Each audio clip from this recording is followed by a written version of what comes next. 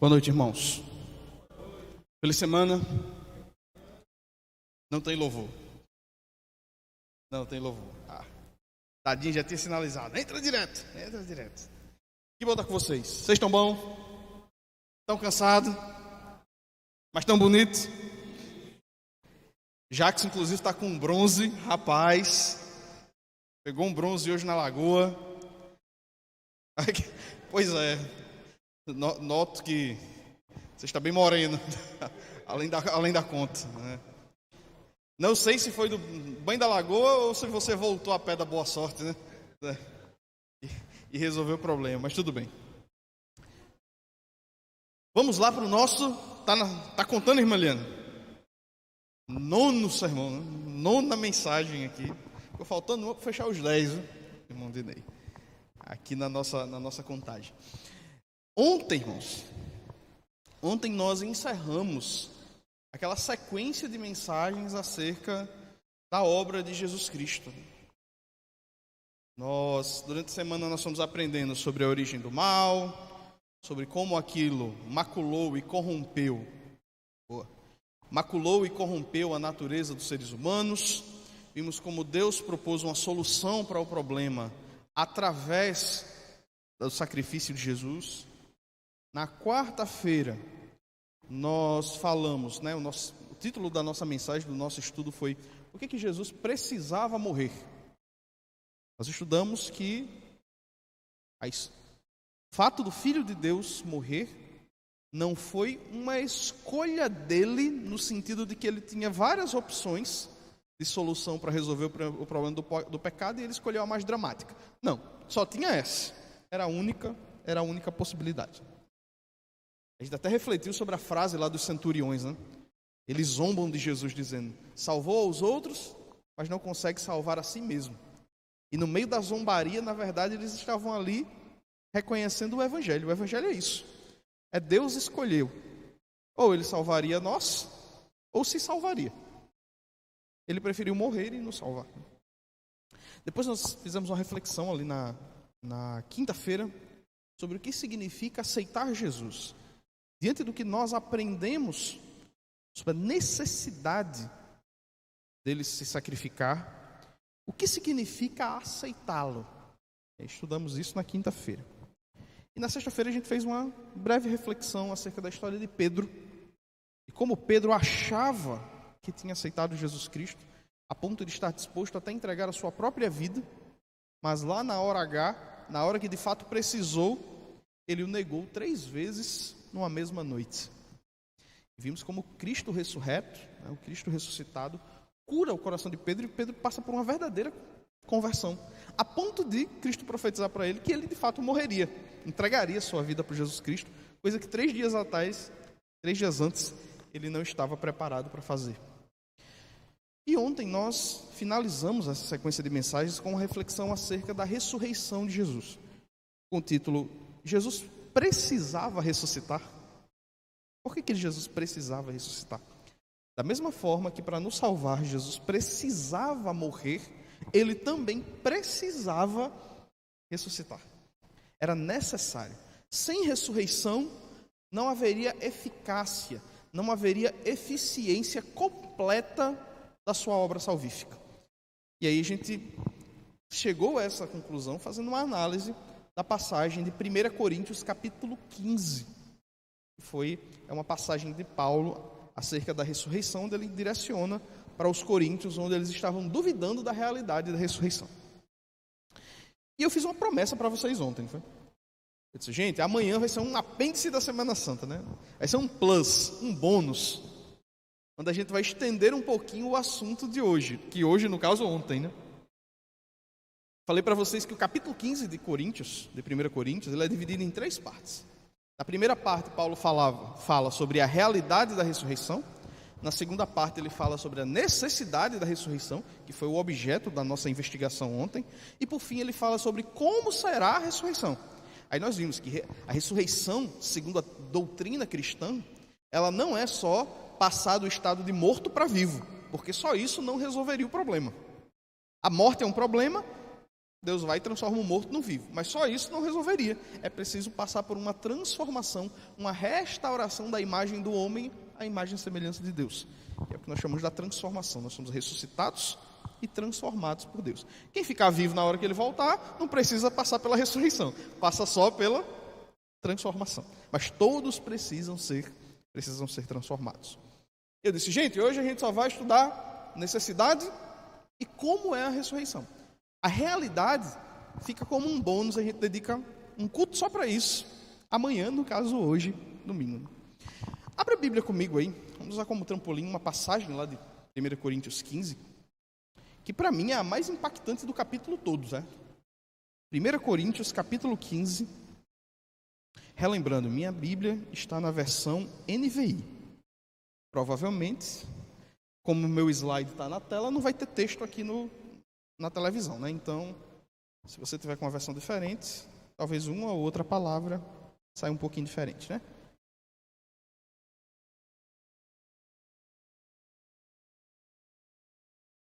Primeira Coríntios, capítulo 15, verso 17. 1 Coríntios, capítulo 15, verso 17, diz assim: E se Cristo não ressuscitou, inútil é a fé que vocês têm, e ainda estão em seus pecados. Veja, e eu vou dizer para vocês por que essa, para mim, é a passagem mais impactante do capítulo 15. Paulo diz, se Cristo não ressuscitou, a nossa fé é o quê? Inútil, vã. O que é algo vã? Vazio, desprovido de sentido, desprovido de significado, desprovido de propósito. Paulo está dizendo que sem ressurreição, toda a teologia cristã desmorona. Ela se acaba. É igual você pensar na doutrina adventista sem a doutrina do santuário. O arcabouço doutrinário adventista, se você tira o santuário, ele se balança todinho a ponto de cair. A teologia clássica cristã, se você tira a ressurreição, ela não balança a ponto de cair, não. Ela desaba. Na opinião de Paulo, a ponto de nossa fé se tornar inútil. Então perceba, e vê só patrocínio. Vamos conectar você já careca e eu chegando lá. A nossa conexão. Paulo está vinculando todo um arcabouço de conhecimento acerca de Deus, de resolução do problema do pecado e de fonte de fé do ser humano a um possível evento histórico. Paulo está vinculando tudo isso a um evento histórico, irmã Régia. A ponto de, e se Cristo, se a história da ressurreição for uma fábula?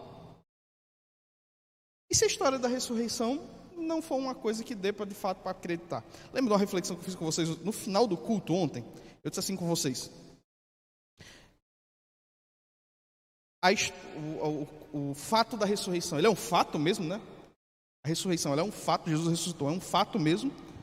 Ou é algo que nós devemos caminhar única e exclusivamente pela fé? Fechar os olhos e caminhar. Me parece muito corajoso para alguém.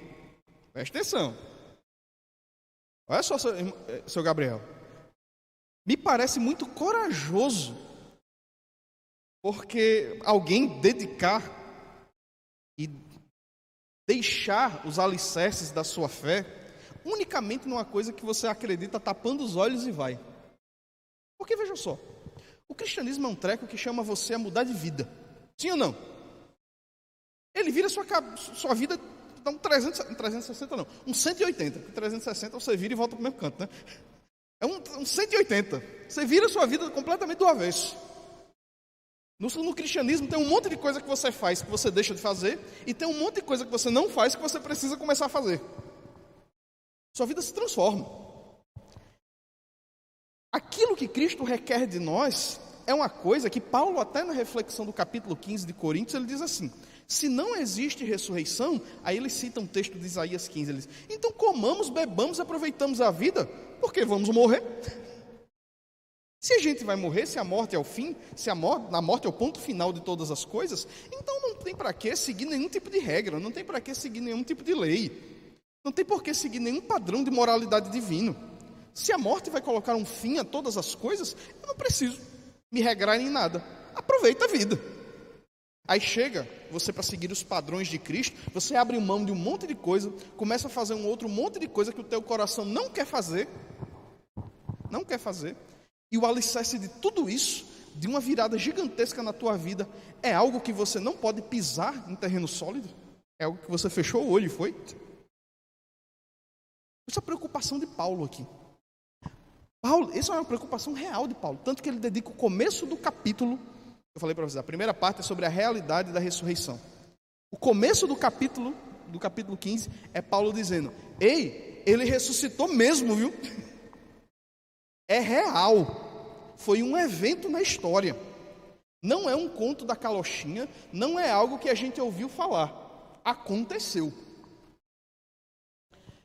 Uma pergunta para nós, no século 21, em 2023, pessoas instruídas, pessoas estudadas, pessoas inteligentes, nós podemos reconhecer como um fato que um homem voltou do mundo dos mortos? Dá para fazer isso? Dá para fazer isso sem parecer piegas? Sem parecer meio biruta? Dá para fazer? Dá para fazer. Isso que é o título do... Deixa eu ligar o bicho aqui para não botar a culpa no sonoplasta de novo. Opa, o bichinho. E o título que eu coloquei aqui, ó, a historicidade da ressurreição de Jesus Cristo. Deixa eu fazer um combinado logo com vocês aqui, certo? Para a gente começar a fazer a análise. Isso aqui que eu coloquei para estudar com vocês no domingo da ressurreição, no domingo de Páscoa, é o básico do básico, do básico, do básico. Porque isso aqui precisa caber em 30 minutos. Certo? Isso aqui precisa caber em 30 minutos. Então, o que eu vou fazer com vocês é visitar declarações objetivas, explicar em um tempo curto, para que os irmãos tenham noção de que nós podemos ter fé absoluta que Cristo ressuscitou veridicamente, historicamente, foi um fato. Alguém nesse mundo voltou do mundo dos mortos, a partir de bases da ciência histórica, certo? O Anderson, mas e se fosse para a gente ter mais detalhes? Meu amigo, aí a gente ia precisar de tempo. Talvez isso sirva, né, Dinei? Para um outro momento, a gente marcar fora do horário de culto, para a gente estudar. Por exemplo, lembra do final do ano passado, quando a gente fez uma turma, uma classe, sobre a doutrina da criação? Muitos participaram. Dinei participou, Irmã Régio participou, Graça participou. Tem um bocado aqui, vários aqui que participaram. Eliana ali participou, Batista. Muitos aqui participaram. E nós levamos uma sexta, sábado, domingo, segunda. Somado tudo, nós estudamos 6 horas e meia. Eu estava fazendo as contas hoje, Dinei. Foram 6 horas e meia de estudo, só para Gênesis capítulo 1. Nós só estudamos Gênesis capítulo 1, em 6 horas e meia. Certo? Não vai ser o tema da historicidade da ressurreição de Cristo que a gente vai trabalhar em 30 minutos. Mas eu quero aqui que vocês tenham noção de que nós podemos, não só pela fé, pelo caminho dos olhos fechados, mas saber que Cristo ressuscitou dos mortos como um fato na história. Certo? Vamos começar. Primeiro, uma coisa que nós precisamos reconhecer de antemão é o nosso marco zero patrocínio. Vê só, Luciano, nosso marco zero. Ninguém viu Jesus ressuscitar.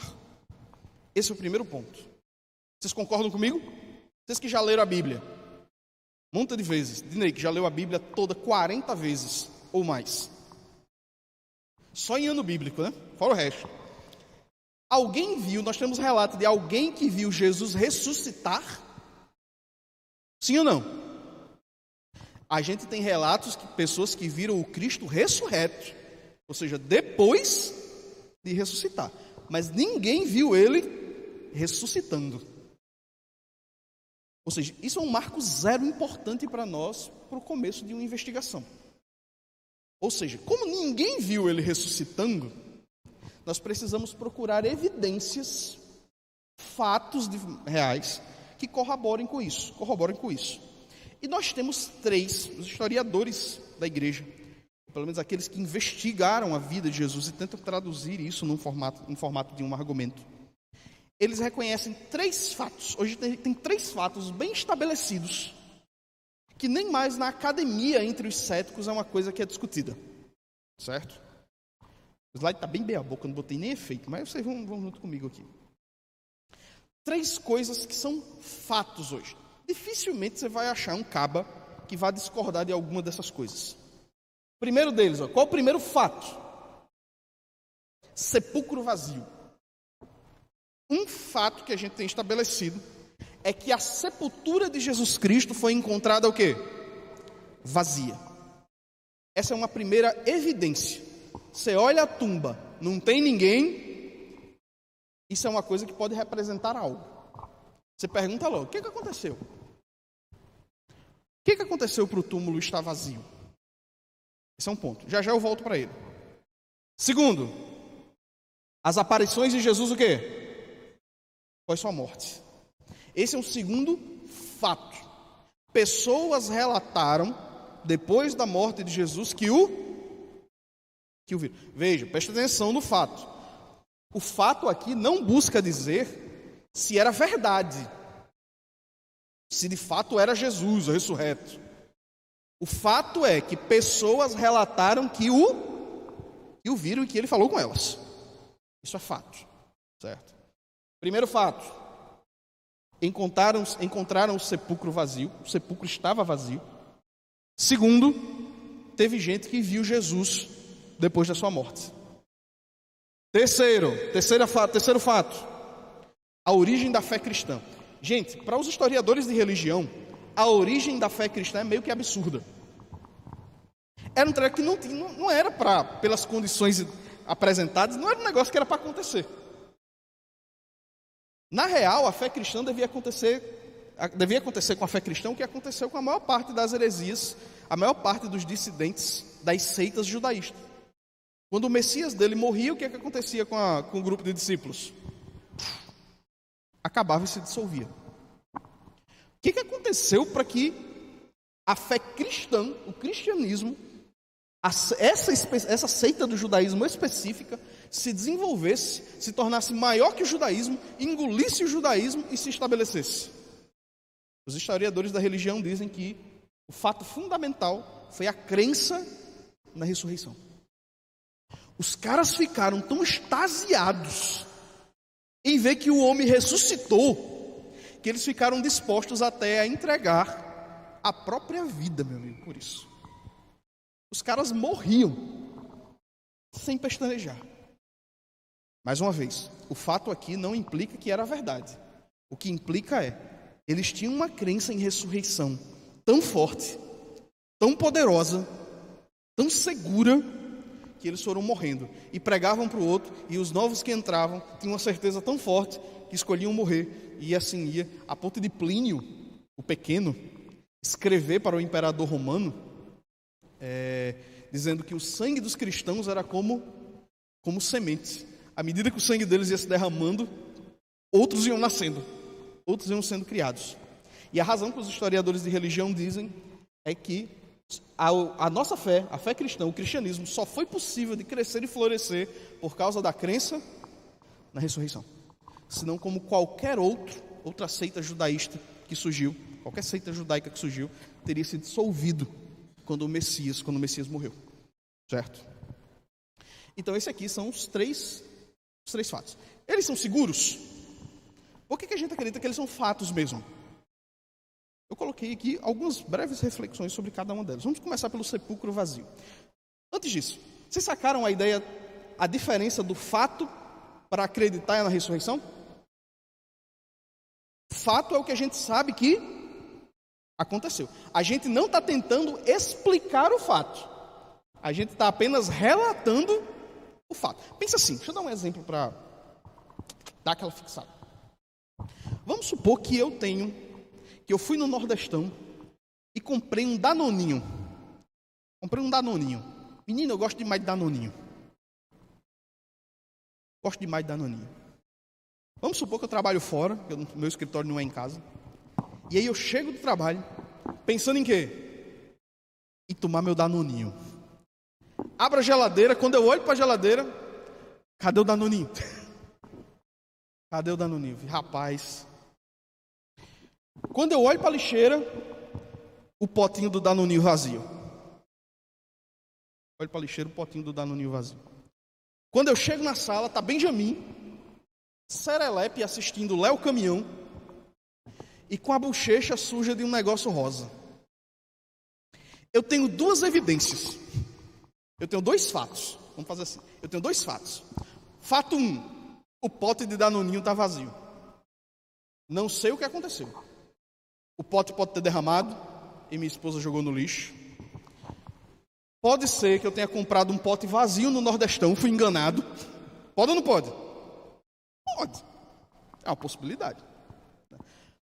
Pode ser, pode ter derramado. Minha esposa pode ter tomado. E aí depois Benjamin chegou lá, passou o dedo e esfregou na bochecha. Enfim. Qual é o fato? O potinho está vazio. E eu tenho o segundo fato. Benjamin está com a bochecha suja de um negócio rosa. Gente, se eu juntar os dois fatos, o potinho de Danone está vazio, Benjamin está sujo de um treco rosa na bochecha. Qual é a explicação que eu consigo dar para os fatos? Tomou meu Danone. Benjamin tomou meu Danone. Eu posso ficar tentando criar outras explicações, que nem eu falei para você. Pode ter sido Gabriela, que chegou, tomou o Danone, não botou no lixo, deixou na pia. Benjamin olhou, passou o dedo, foi chupar, melou a bochecha e jogou no lixo. Aí, não foi Benjamin que tomou, foi Gabriela. Pode ter sido o Nordestão, comprei um potinho falso, não tinha nada dentro. Benjamin foi lá, abriu, viu que não tinha nada, jogou no lixo, voltou, foi dar um cheiro na mãe, a mãe estava com batom rosa, botou uma manchinha rosa na bochecha dele. A explicação é outra história.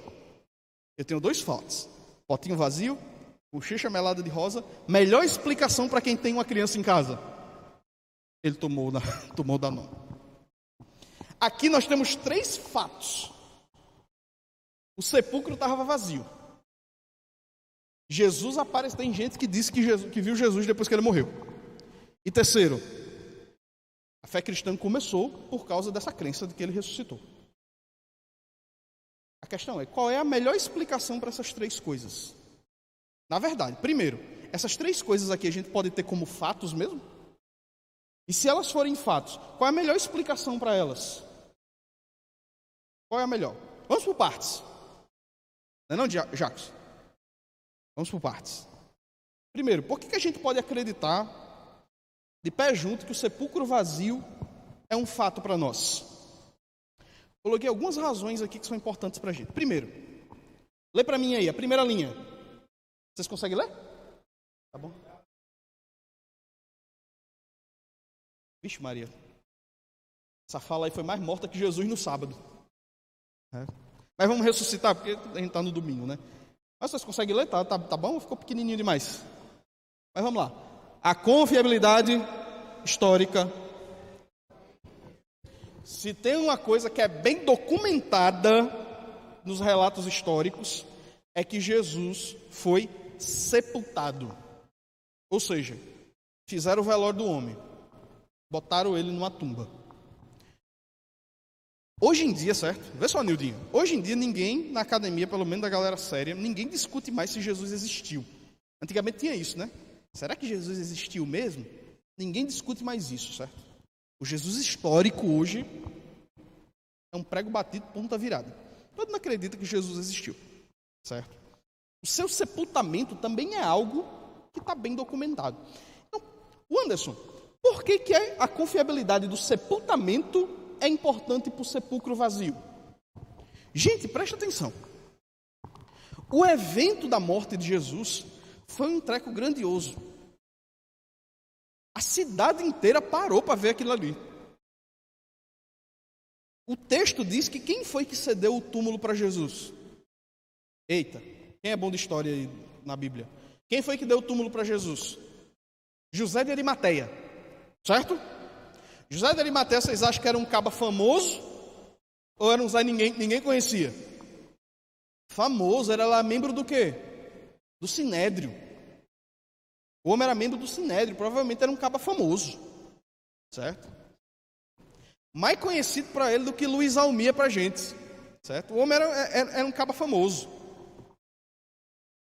Por que isso é importante para nós? É que se José de Arimateia era um homem famoso, Jesus foi para um túmulo de José de Arimateia. Basicamente, a maior parte das pessoas sabia onde ficava o túmulo. Se os discípulos chegam para a galera e dizem: gente, a tumba está vazia. Se ela não tivesse vazia, o povo só precisava fazer o quê? Quem duvidasse dos discípulos? Os discípulos diziam: a tumba está vazia. Se tu duvidasse, Luciano, tu sabendo onde é a tumba, tu fazia o quê? Ia lá olhar. Ia lá olhar. Só que você não acha nos relatos históricos ninguém questionando a tumba vazia. Ninguém questiona a tumba vazia. Então, o fato do sepultamento de Jesus ser uma certeza, ser confiável historicamente, é uma evidência. Segundo, o relato que Marcos faz, ele é dotado de quê? A primeira palavrinha aí. Porque o que é que se interessa? Um primeiro ponto para nós. Quantos evangelhos existem na Bíblia? Errado. Quantos evangelhos existem na Bíblia? Só um. Existe um evangelho. Por isso que se você ler sua Bíblia direitinho, lá no primeiro livro do Novo Testamento não diz assim, o evangelho de Mateus. Lá diz assim, o evangelho segundo Mateus. Nem Marcos. O evangelho segundo Marcos, segundo Lucas, segundo João. O que isso significa? Que é Mateus contando a história do evangelho, a história de Cristo, sob a sua ótica e sob a ótica das suas fontes. Lucas nem viu. Lucas foi 100% historiador. Ou seja, o relato de Lucas é o evangelho segundo a testemunha, segundo a fala, segundo o conhecimento das testemunhas oculares que Lucas viu, que Lucas consultou, quer dizer. Foi conversar com a galera, como é que foi aquele negócio lá, hein? Só contando e Lucas escrevendo. Isso é importante. Marcos é importante para nós porque Marcos foi o primeiro dos evangelhos a serem escritos. E Marcos, quando vai descrever o túmulo vazio, Marcos escreve de uma maneira muito simples. E por que isso? Aí Luigi vai perguntar para mim, sim, e daí? Simples, complexo, qual a diferença? A diferença é que você percebe pelo tipo de escrita naquela época, que quando o caba queria mentir, ele mentia direito, meu amigo. E mentia bonito, viu? E mentia bonito. Os relatos antigos, quando eles eram mentirosos, quando você queria descrever um fato grandioso que não aconteceu, os cabas enchiam de floreio. Eram coisas megalomaníacas. Por exemplo, se a gente fizer uma turma avançada só sobre esse tema, eu trago o texto para vocês, o Evangelho Apócrifo de Pedro. O que é um apócrifo? Alguém escreveu e disse que foi Pedro para o negócio ganhar credibilidade. Né? É tipo Dinei escrever e dizer, menina, achei um Evangelho de Paulo aqui. Se você disser que é o Evangelho de Dinei, ninguém quer ler. Mas diga que é de Paulo. Isso era um apócrifo. Aí eu mostro para vocês o Evangelho Apócrifo de Pedro. Menino, Pedro descrevendo a ressurreição de Jesus Cristo, ele diz que Jesus aparece gigantesco, com a sua cabeça batendo nas nuvens do céu, ao som de trovões, os guardas se tremiam, enche de referências às profecias messiânicas do Antigo Testamento. É um espetáculo a descrição. Relato de Marcos. As mulheres foram lá, olharam, a turma estava vazia. Não tinha ninguém lá dentro. Relato simples. Não lembra nenhum escrito antigo que é mentira. Parece que ele simplesmente está fazendo um relato histórico. Certo? Terceiro, o túmulo vazio foi descoberto por o quê? Por mulheres. Por que isso aqui é importante para nós hoje, do século 21? Que o túmulo antigo foi descoberto por mulheres. Porque mulheres não eram aceitas naquele tempo como testemunhas. A gente percebe isso nos textos do historiador antigo Flávio Josefo. Mulheres, ele diz assim, por ser um gênero qual é a palavra que ele usa? Por ser um sexo, algo no sentido de ser audacioso, afrontoso.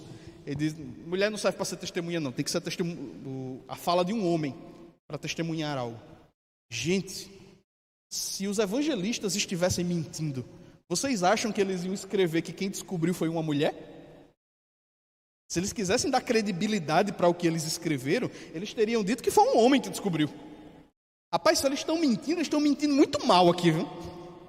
Eles estão seguindo a cartilha para a historinha dele não colar para ninguém. Daquele tempo, né? Pelo menos.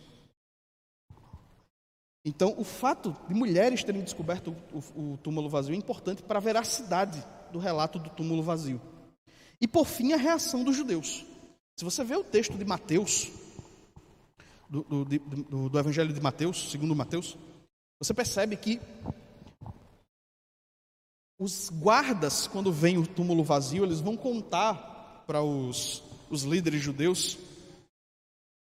E segundo Mateus, a preocupação dos líderes, certo? Não é provar que o túmulo não estava vazio. Foi o quê? Quem lembra do texto? Eles subornaram os guardas, para que os guardas dissessem que os discípulos o quê? Roubaram o corpo. Aí Mateus vai, o que é o mais importante para a gente na história, porque aí a Arlana vai e diz assim para mim, e Mateus podia estar mentindo. Não é verdade? Mateus pode ter mentido quando escreveu. Só que Mateus, no fim da frase de Mateus é assim, como eles fazem até hoje. A mentira perdura, Mateus diz, até hoje.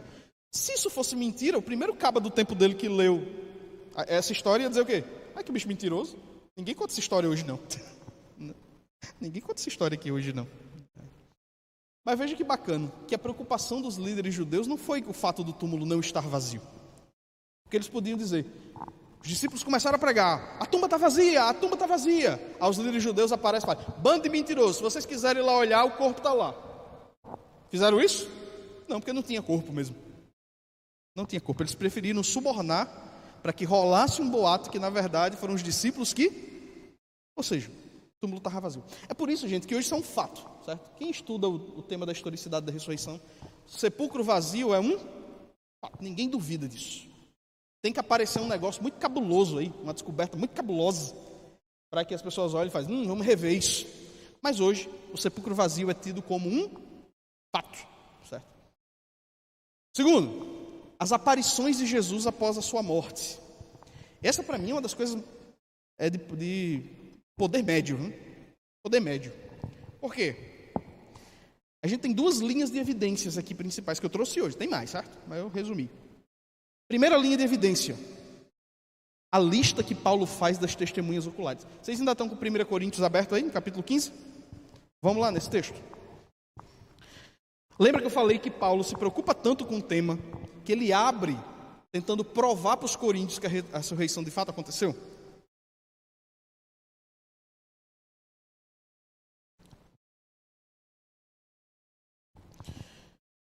Primeiro Coríntios 15, a gente vai ler a partir do verso 3. Vê comigo. Pois o que primeiramente lhes transmiti foi o que recebi. Olha só, Paulo aqui está usando uma linguagem de tradição. Ele está dizendo que transmitiu para os coríntios o que ele aprendeu. Provavelmente, o que Paulo está transmitindo aqui, ele aprendeu no ano, mais ou menos ali pelo ano 36, quando ele passou, uns 3 anos depois da sua conversão, quando ele passou 2 semanas em Jerusalém na companhia de Pedro. Então, provavelmente, Pedro transmitiu tradição para Paulo, que Paulo transmitiu para os coríntios quando pregou o evangelho por lá. Aí ele diz assim, que Cristo morreu pelos nossos pecados, segundo as Escrituras, foi sepultado e ressuscitou no 3º dia, segundo as Escrituras. E aí ele começa a lista das testemunhas. Primeiro, apareceu para quem? Para Pedro, ou talvez uma versão antiga diga Cefas, né, que é o nome aramaico de Pedro. Depois aos 12, se referindo ao grupo restrito dos apóstolos. Verso 6. Depois disso apareceu a mais de 500 irmãos de uma só vez, a maioria dos quais ainda vive, embora alguns já tenham adormecido. Depois apareceu a Tiago e então a todos os apóstolos. Depois destes apareceu também a mim, como a um que nasceu fora do tempo. Preste atenção na lista que Paulo faz das pessoas que viram Jesus. Vamos acompanhar aqui, vamos um por um. Primeiro, Pedro. Sabe o que é bacana dessa fala de Paulo sobre Pedro? Vocês leram nas Escrituras em algum momento Pedro falando que viu Jesus ressurreto? Antes de todo mundo? O relato que vocês vão encontrar é quando Jesus apareceu para os 12. Não há relato nos evangelhos de Jesus aparecendo para Pedro individualmente. Só que a gente tem duas tradições contando isso. A tradição paulina, que provavelmente Paulo confirmou com o próprio Pedro, quando estiveram juntos em Jerusalém. E a tradição lucana. Lucas fala isso em Lucas capítulo 24. Mas ele não relata o encontro. Ele só diz que Deus apareceu primeiro a Cefas. Que Jesus apareceu primeiro a Cefas. Apareceu primeiro a Pedro. Ou seja, Paulo provavelmente colheu a informação direta de Pedro. E Lucas provavelmente ouvindo de outras pessoas. Duas tradições diferentes, contando a mesma coisa, sem que isso tivesse relatado nos evangelhos. É uma evidência muito forte de que, de fato, Pedro viu Jesus. Veja, não estou dizendo que era verdade. Estou dizendo que é uma evidência muito forte de que, de fato, ele viu. A explicação que a gente vai dar para isso é outra história. Mas que ele viu. Depois, ele apareceu aos 12. Temos isso bem documentado nos evangelhos. E aí, para mim, o principal aqui dessa declaração. Eu vou dizer o principal. Eu acho que sim. Ele diz que ele apareceu para mais de 500 irmãos de uma vez. Mas essa ainda não é, irmã Jandira, a principal informação. O fato dele ter aparecido para 500 ainda não é a principal informação.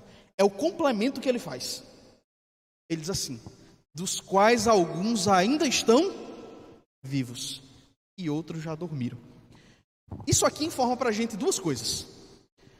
Primeiro, o fato dele saber que uns, Luiz, já estão dormindo, significa que Paulo ainda tinha contato com esses irmãos. Paulo ainda tinha contato, ou de alguma forma teve contato, a ponto de poder confirmar a história com eles. Segundo, por que vocês acham que Paulo disse alguns ainda estão vivos? Vocês acham que Paulo ia dar essa informação? Ia ser gratuito?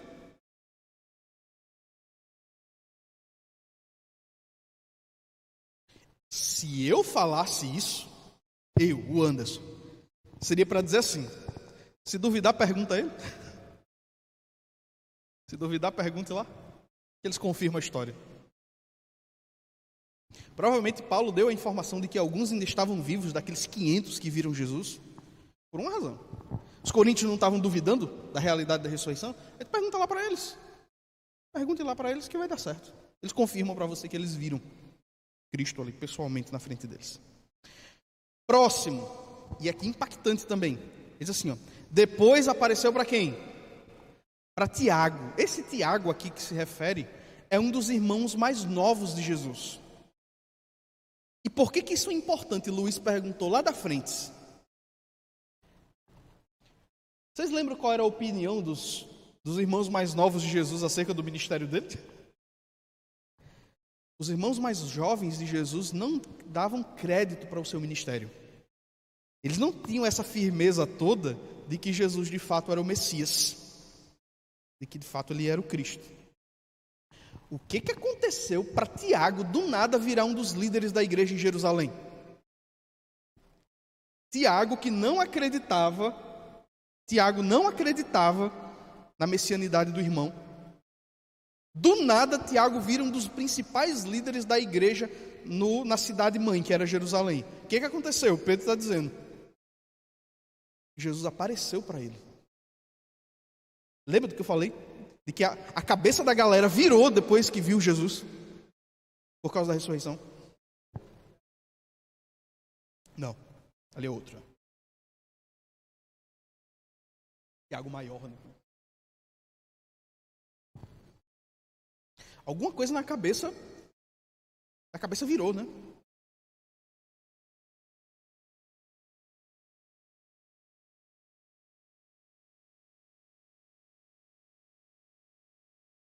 da linguagem simples? É porque os documentos antigos, sim, ó, se vocês não tiverem escutado, né? A dúvida de patrocínio foi assim. O relato de Marcos ele é simples para que um maior número de pessoas tivesse acesso, né? Aqui a gente tem pelo menos uns 2 ou 3 pontos, né? Primeiro, os documentos antigos eles iam muito utilizando o anterior como matéria-prima para o próximo. Usavam o anterior como matéria-prima para o próximo e assim se desenvolvendo. Marcos foi o primeiro. Então, provavelmente, ele tem um volume reduzido por ter sido o primeiro. Segundo ponto, provavelmente o evangelho de Marcos é em parte o evangelho de Pedro. Que provavelmente Pedro ditou e Marcos escreveu. Pedro já estava próximo da velhice, então talvez tenhamos menos eventos sendo relatados. Terceiro, é muito provável que Marcos não fosse muito versado em grego. Então ele simplifica a história a fim de não precisar usar muitas palavras, já que o vocabulário dele não era muito extenso, né? Ele era mais curtinho. Você pega alguém que conhece bem um dicionário em português, o cara para dizer você tá bonito, ele usa uma frase com 25 palavras. Abusa do dicionário, né? Então essas são boas causas, né? E outra pode ser o próprio estilo do escritor, né? Ser muito simples e direto ali na escrita. Esqueci onde eu estava. Tiago. Sim. Alguma coisa fez o irmão de Jesus dar um flip na cabeça. E de alguém que não acreditava, não dava crédito para o ministério do irmão, do nada virou um dos principais líderes da igreja. Paulo responde aqui para a gente. Foi ter visto Jesus. Foi ter contemplado a ressurreição. E depois ele diz, então, ele apareceu para todos os apóstolos. E aí ele diz, e por último, apareceu para mim. Ele fala ali como um nascido fora de tempo, né? Como é que a gente chama o bebê quando nasce antes do tempo? Prematuro. Como um prematuro, nascido fora do seu tempo ideal. Os apóstolos já estavam fechados, Cristo já havia ido assunto aos céus, e aí Cristo aparece para Paulo, corporeamente, e convida Paulo e o recruta para também ser um apóstolo diferente dos outros, né? Ser o apóstolo dos gentios, o apóstolo daqueles que estariam de fora. Então, são muitos relatos, testemunhas que o quê? Que viram. E um segundo ponto importante para nós, lembrem disso aqui quando a gente for para as explicações, certo? As aparições de Jesus não eram fantasmagóricas. Elas eram aparições de natureza o quê? Física. Vê comigo, abre em Lucas capítulo 24, para eu ver o texto com vocês que é bem legal. Mateus capítulo 24.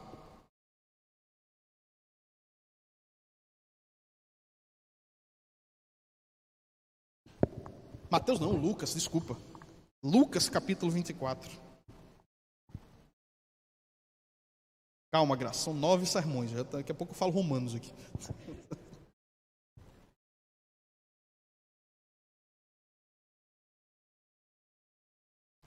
Lucas capítulo 24.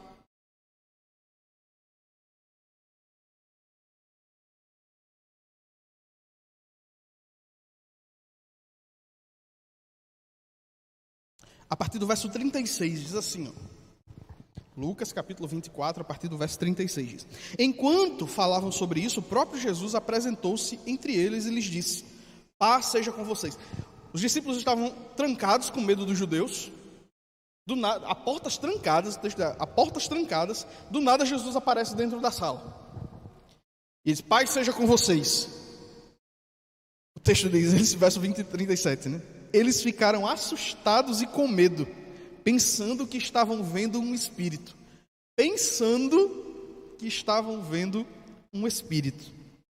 Ele lhes disse, Jesus, por que vocês estão perturbados e por que se levantam dúvidas no coração de vocês?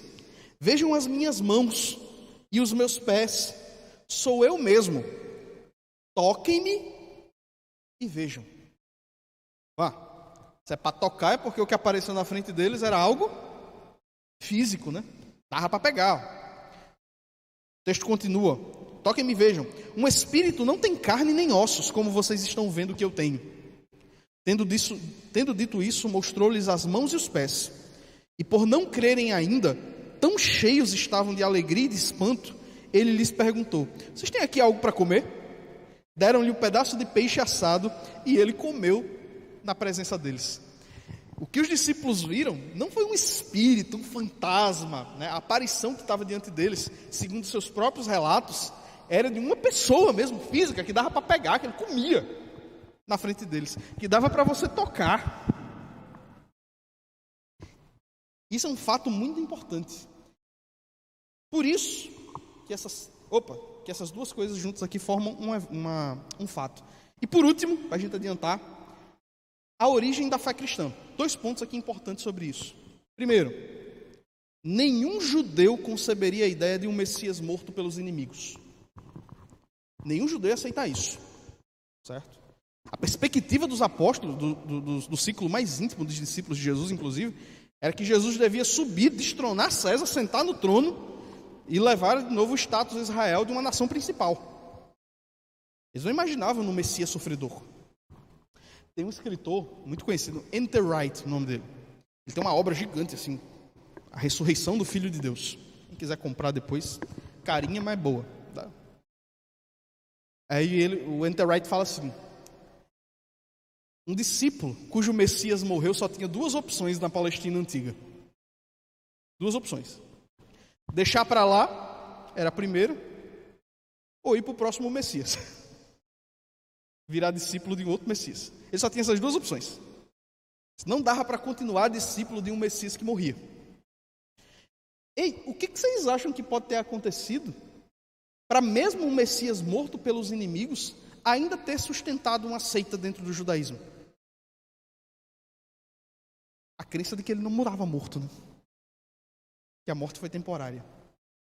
Segundo, a crença dele sobreviveu diante de quê? Perseguição feroz. Os caras tinham tanta certeza do que tinham visto que preferiram o quê? Morrer. Essas coisas formam o nosso conjunto de fatos aqui.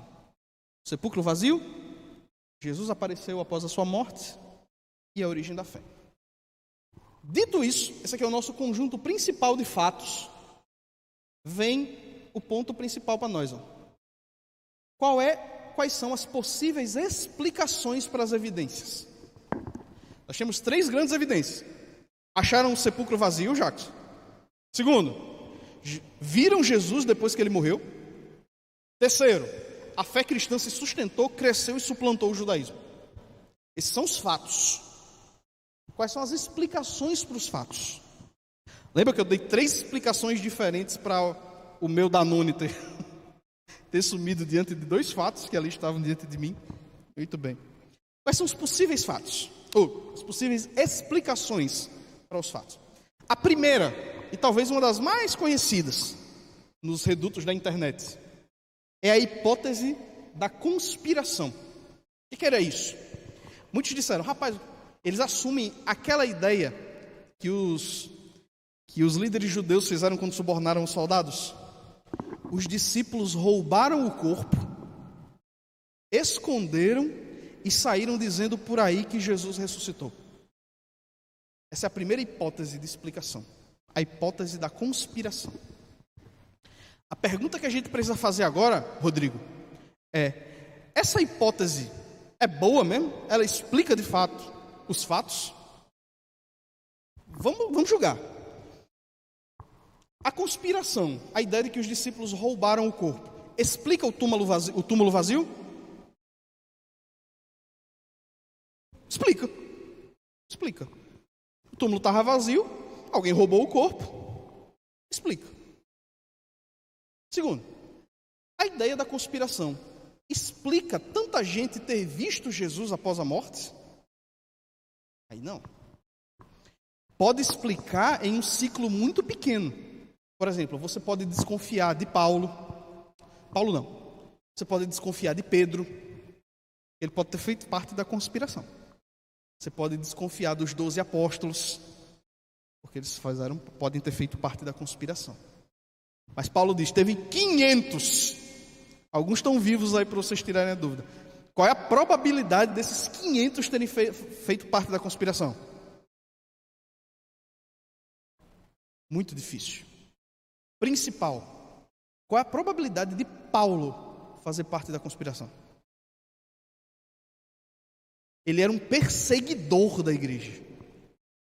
E do nada ele disse que viu Jesus e virou casaca.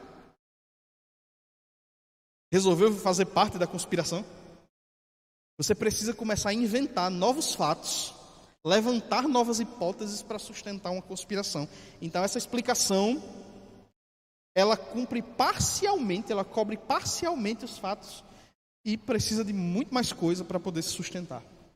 Segunda hipótese é a hipótese da morte aparente. O que é isso? Os caras que já... Ninguém defende mais isso aqui não, certo? Mas os caras que já defenderam isso aqui, eles dizem assim: Jesus, quando estava na cruz, ele pareceu que morreu, mas não morreu não. Ele ficou ali quase morto. Quem olhava pensava que estava morto, mas não estava morto não. O que aconteceu? Tiraram ele da cruz, achando que ele estava morto, colocaram no túmulo. Horas depois, como ele não estava morto, ele se levantou e saiu. 2 dias depois ele conseguiu encontrar os discípulos, apareceu para eles e os discípulos passaram a acreditar que estavam vendo Cristo ressuscitado. Essa é a hipótese. É uma hipótese de explicação. Vamos perguntar para vocês agora. Essa hipótese é boa? Calma. Vamos ver se ela explica os fatos. Ela explicaria o túmulo vazio? Mais ou menos. Por quê? Se você pensar só no túmulo vazio, beleza. Ele acordava, saía e beleza.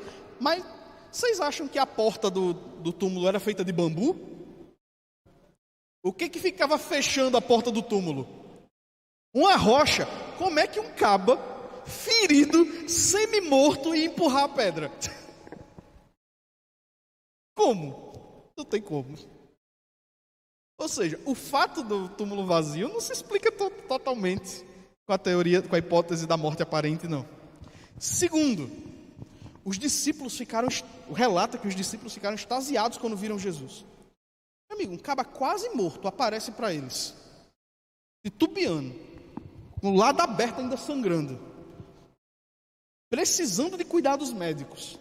Isso aí inspirar confiança em algum discípulo? Eles não iam acreditar que ele ressuscitou, iam acreditar que ele sobreviveu. Gente, ressuscitar e sobreviver são duas coisas o quê? São muito diferentes.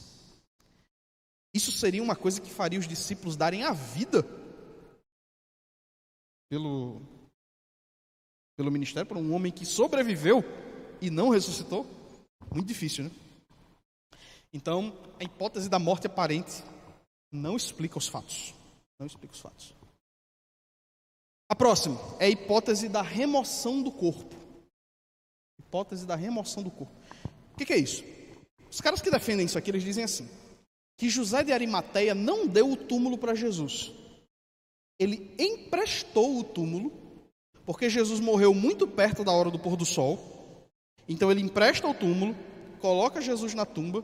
Depois que passa o sábado, ele vai, tira o corpo de Jesus da sua tumba, que é dedicada para a sua família, e coloca o corpo de Jesus nos túmulos dos criminosos. Quando as mulheres no domingo de manhã vão ver o túmulo de Arimateia, está vazio. Está vazio. Essa hipótese explica os fatos? Vamos lá. Explica o túmulo vazio?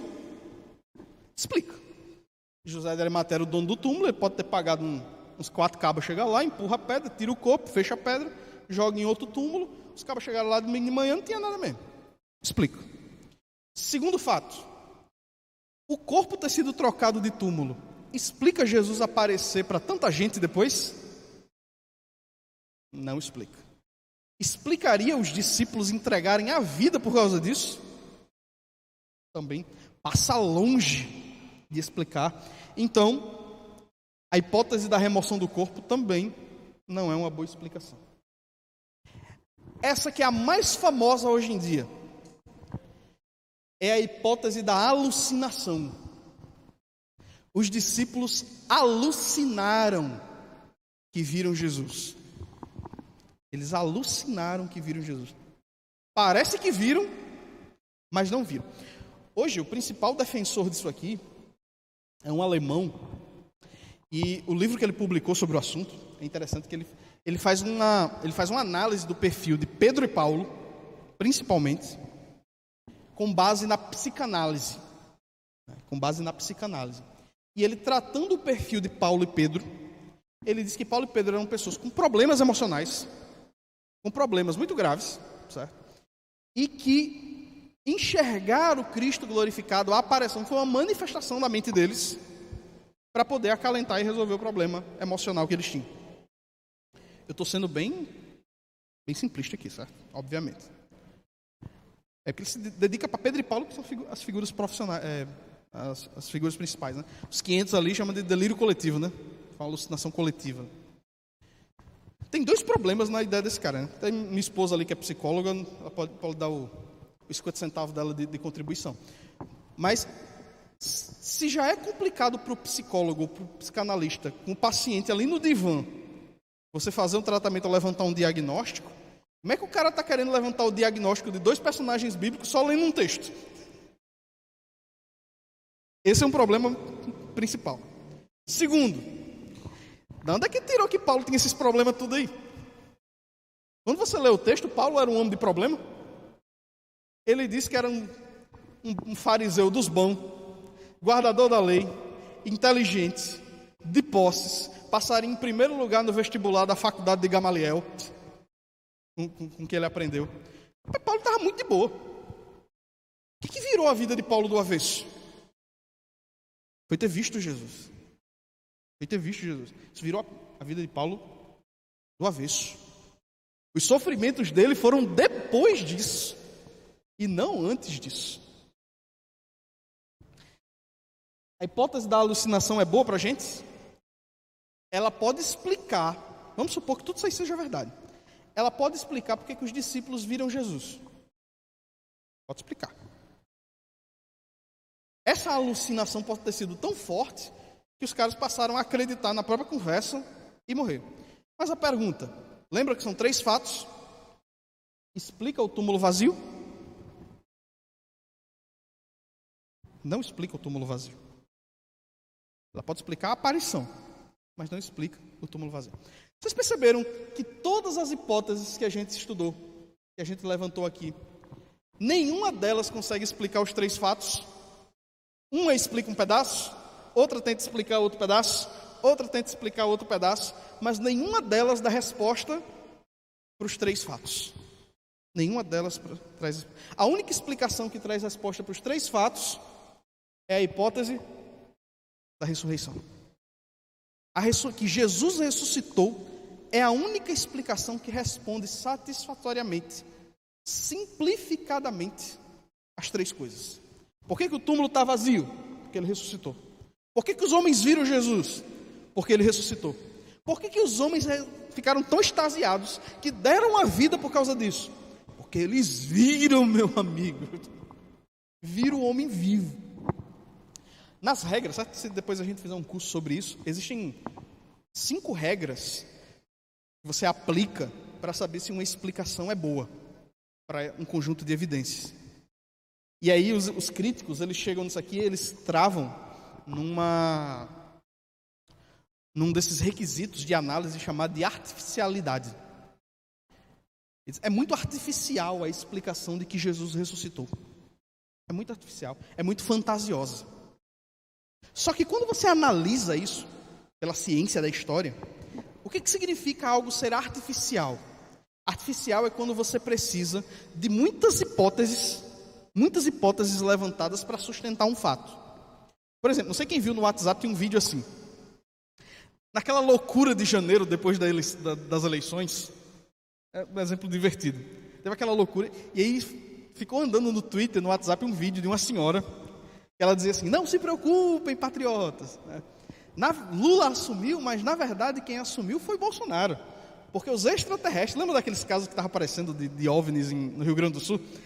Os extraterrestres já vieram e trocaram eles de corpos.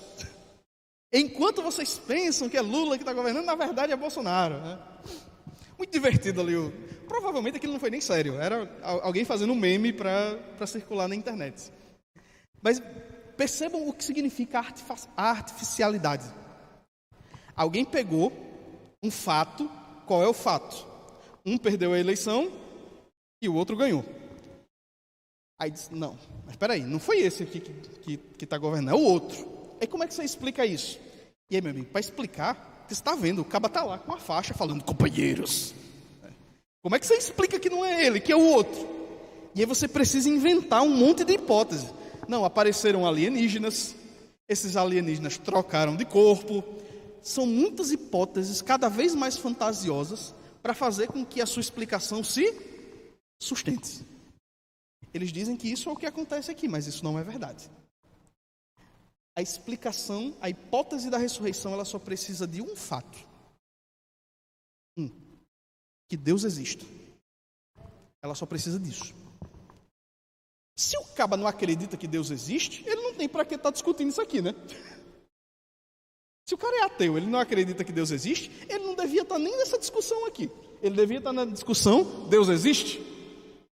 Uma vez que a gente chegou nessa discussão sobre a ressurreição de Jesus, se tem que, no mínimo, quem está discutindo isso acredita que Deus... E esse é o único fato que a gente precisa. Se Deus existe, Ele é capaz de trazer alguém do mundo dos mortos. Ele é capaz de ressuscitar alguém. Então, pelo conjunto de evidências, qual é a melhor explicação para o que nós temos? Cristo ressuscitou. Ele ressuscitou de verdade. Por isso que Paulo diz, ei, por que vocês estão duvidando da ressurreição, hein? Por que vocês estão duvidando disso? Pergunta aí para quem viu, seus cabeção. Pergunta aí para quem viu. Ele ressuscitou. Se ele não ressuscitou, a fé de vocês é vã. Então vocês podem acreditar. Cristo ressuscitou. Ressuscitou. E eu digo isso para vocês hoje, né? A gente viu aqui em 30, 40 minutos aqui o básico do básico. Mas com isso aqui a gente já pode ter uma certeza até de certa forma sólida. E historicamente podemos dizer, teve um homem na história que morreu e ressuscitou. A gente pode fazer a pergunta aqui? A mesma do anjo, né? Cadê? Vai-se embora. De Lucas 24, 5 e 6, né? Qual foi o que o anjo disseram para as mulheres quando visitaram o túmulo de Jesus? Por que vocês estão procurando dentre os mortos aquele que vive? Ele não está aqui. Ele ressuscitou. Jesus ressuscitou, irmãos. E por isso, a nossa fé não é vã. A nossa fé não é vã. Realmente, Ele morreu pelos nossos pecados, pagou a nossa dívida, assumiu o salário do pecado e venceu a morte para poder conceder vitória a nós também. Da mesma forma, nós, salvos em Cristo Jesus, que aceitamos seu sacrifício, naquele grande dia, se dormirmos, uma certeza podemos ter: ressuscitaremos mediante o tocar da trombeta. Porque tocada a trombeta, ouvida a voz do arcanjo, os mortos em Cristo ressuscitarão primeiro. E nós, os vivos, os que ficarmos, subiremos para um encontro com o Senhor nos ares. Essa é uma certeza que você pode ter. Você é audacioso. É uma certeza que você pode ter no seu coração de forma absoluta. Amém? Vamos orar. Vamos ficar em pé. Render uma prece ao Senhor. Oremos. Querido e amado Deus, muito obrigado, Pai, porque mesmo tanto tempo distante, ainda conseguimos olhar para os grandes feitos do passado e ter, com uma boa dose de certeza, a vivência de que o Senhor de fato ressuscitou dentre os mortos. O Senhor conquistou vitória e compartilhará essa vitória conosco. Chegará um momento em que a morte não nos será mais um problema e poderemos junto contigo clamar: tragada foi a morte pela vitória. Ansiamos por esse dia, Pai, e nos permita sermos participantes juntamente com aqueles que escolheram a vida, que escolheram seguir os teus caminhos. É o que te pedimos e desde já te agradecemos em nome de Jesus. Amém.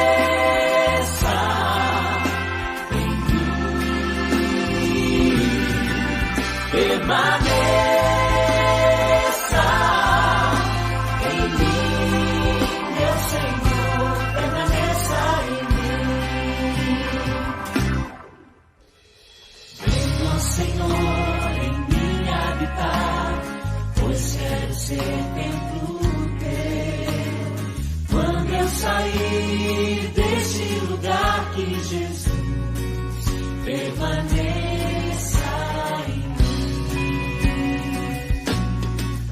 Permaneça em mim.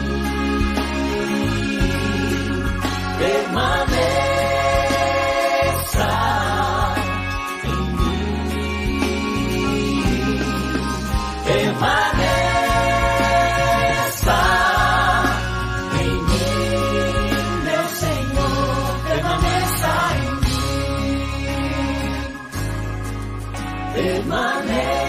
Permaneça em mim, permaneça.